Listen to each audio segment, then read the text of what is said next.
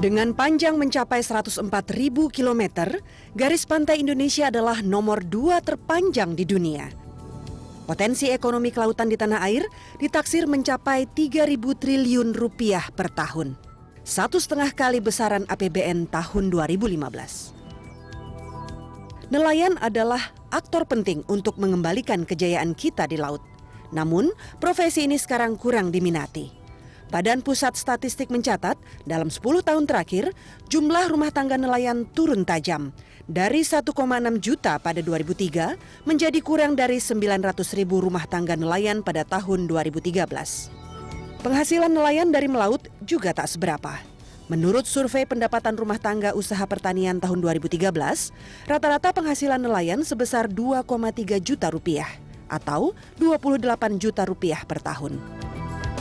Menteri Susi Pujiastuti sebagai Nakhoda Kementerian Kelautan dan Perikanan berhadapan dengan fakta tadi untuk mengembalikan kejayaan kita di laut.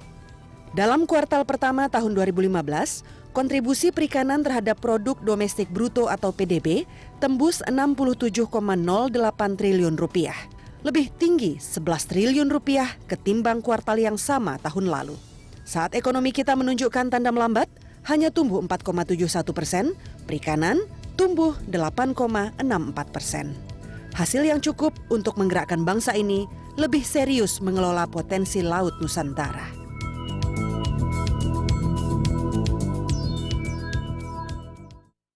Tadi Ibu bilang keluarga nelayan kita turun jumlahnya, dan itu menjadi 800.000 keluarga nelayan. Ya, 800 mestinya berapa? kan laut kita ini sebegitu besar dan mestinya banyak orang di situ. Jadi memang begitu, kemarin saya kan nggak pernah lihat data-data seperti itu, Pak. Jadi begitu lihat angka ada penurunan, saya kaget kenapa. Nah, saya jadi berpikir perusahaan perikanan juga kan berkurang, Pak, 115 bangkrut 10 tahun terakhir. Betul. Nah, ternyata perikanan ini, nah memang waktu saya membuat permen-permen yang tentang sustainability, keberlanjutan atau pelestarian, itu juga saya memikirkan bahwa saya melihat beberapa profesi itu punah, contohnya tukang pintur tadi. Jadi saya berpikir dengan illegal fishing ini kita tertibkan, landing ikan sekarang lebih banyak. Walaupun belum menurunkan harga ikan laut secara signifikan, tapi saya melihat di pasar dari data, dari juga orang kirim, itu bahwa sekarang variasi ikan di pasar, di toko, di warung itu variasinya lebih banyak, lebih tapi banyak, mungkin produksinya kan cuma masih belum cukup murah. Karena ekspor masih tinggi. Nah, ekspor tinggi karena harga dolar juga tinggi. Jadi konsumen lokal belum menikmatin banyaknya ikan dengan penurunan harga. Mudah-mudahan. Tapi kalau BPS bicara sudah ada penurunan, Pak, dibanding sebelumnya. Kalau angka BPS sebelumnya tuh harga mahal dan barang tidak ada. Barang langka. Ya. Karena sekarang, kemudian banyak yang dibawa keluar kan? Ya, sekarang barang sudah ada, penurunan sudah ada, tapi belum cukup signifikan.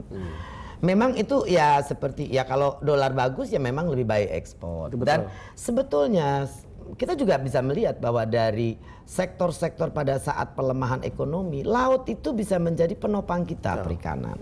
Ya terbukti dengan angka yang naik tadi. Dari BPS naik, semua pendapatan dari tempat yang lain menurun. Ya, dulu kuartal 2014 itu hanya 6, berapa. Ya, jadi kan sangat signifikan, hampir 40%.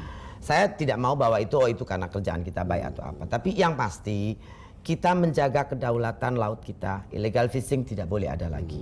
Terutama yang dilakukan oleh asing. Itu sudah done. Yang kedua, sustainability. Itu untuk mengamankan misi Pak Jokowi, menjadikan laut masa depan bangsa. Menjadikan laut masa depan bangsa. Ada terminologi soal kedaulatan pangan. Ya. Kan begitu. Tapi juga ada kedaulatan energi. Tapi juga apakah ada kedaulatan misalnya soal pangan ini dari perikanan kita, dari garam dan seterusnya. Ya, itu tadi saya anggap Pak Jokowi ini membuat pemerintahan ini membuat garis line yang jelas bahwa kita ingin punya ketahanan di beberapa bidang yang memang sangat basic. Betul. Contohnya beras, ikan juga harus, mestinya ikan ini sudah dimasukkan ke dalam kelompok ketahanan pangan. Karena kalau kita makan karbohidrat saja tanpa protein, mau jadi apa kualitas generasi kita yang akan datang? Berarti kita pastikan protein kita cukup. Nah, kalau ikan banyak, variasinya banyak, masyarakat makan ikan bukan cuma lele dan mujair. Ada variasi yang lain akan meningkatkan minat makan ikan. Meningkatkan minat makan ikan bisa mudah-mudahan mengurangi daging impor kan Pak. Betul. Berarti mengamankan devisa juga. Betul. Kan? Anda lihat gagasan itu untuk diimplementasikan di bidang kelautan ini? Oh pasti bisa Pak. Kita ini dengan wilayah laut kita nomor 2 terpanjang di dunia. Betul. Itu sudah pasti kita bisa ruling, bisa menjadi center of gravity daripada harga dan supply. Kita bisa menentukan. Bisa menentukan itu. Dan ini sudah kita buktikan dengan menurunnya industri di Sokla, di Filipina itu. Nah, kita ingin mereka pengusaha ini datang ke sini. Bikin pabrik di sini, mempekerjakan orang Indonesia. Nelayan kita yang tangkap begitu Pak. Sekarang kalau garam, karena garam kita juga masih impor, kebetulan ini kan mestinya dari laut. Untuk garam, garam ini saya ingin memberdayakan petani garam karena kebetulan petani garam itu di portofolionya ada di kita. Portofolio ada di kita, ingin saya supaya petani ini sama seperti nelayan minatnya tinggi, mau berproduksi banyak, juga produksinya bagus, kita belikan teknologi. Dan PT Garam juga baru dapat suntikan 300 miliar. Kita ada 500 miliar untuk pemberdayaan, pembelian teknologi untuk membuat garam petani ini kualitasnya seperti yang kita impor. Kebutuhan garam Indonesia 4,2 juta. Nah, kita sudah bisa produksi 2,7. Ini termasuk garam untuk industri bukan? Ya, semuanya. Saya setuju saja bahwa sekarang kita belum mampu mencukupi garam dengan kualitas terbaik seperti yang dibutuhkan oleh industri. Tapi bukan berarti kita tidak boleh start atau memulai program-program yang menuju ke swasembada tadi. Mosok lautnya nomor 2 terpanjang di dunia, garam impor. Jadi saya menyarankan itu pengusaha-pengusaha yang perlu garam impor itu konsolidasi bersama PT Garam dan Asosiasi Petani untuk supaya mereka ini yang melakukan impor. Jadi bisa kita kontrol Pak. Sampai kapan?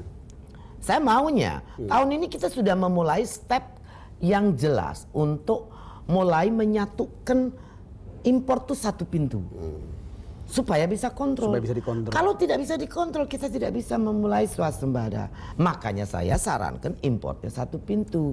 Dan kita nih memang seolah-olah pemerintahan Jokowi ini sangat domestic orientation. Saya pikir seolah-olah tidak investor friendly. Bukan begitu. Dan saya pikir ini benar. Kalau kita tidak mempunyai satu program di mana kita punya resilience, ketahanan. Mau jadi apa? Kebanggaan kita di mana sebagai bangsa Indonesia yang cuma jadi konsumen yang besar kan Pak? Betul. Ya at least perikanan, beras. Saya tidak tahu apakah kehutanan masih mungkin menjadi kontrol ya. Kita udah kehilangan oil. Oil dulu kita nih menjadi sekjen OPEC. Batu bara juga berkurang. Ya. Sekarang kita net importer dari oil. Masuk laut kita mau begitu lagi kan? Oke, Bu Susi kita akan lanjutkan lagi. Pemirsa kami akan segera kembali.